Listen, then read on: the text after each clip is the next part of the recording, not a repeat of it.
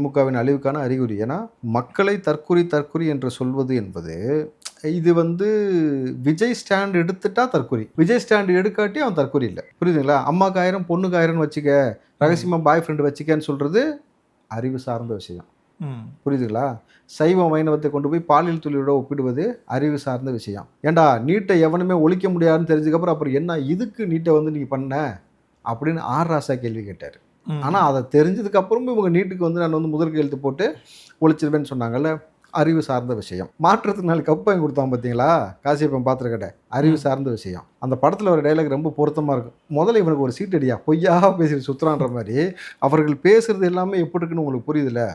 இப்போ அறிவுக்கும் இவர்களுக்கும் எந்த சம்பந்தமும் இல்லாமல் இருக்கக்கூடிய ஆப்னெட்டை நீ தற்கொலைன்னு சொல்கிறது என்னன்னாக்கா, அவர்கள்ட்ட பேசுவதற்கு எந்த ஒரு அறிவு சார்ந்த விஷயம் கிடையாது.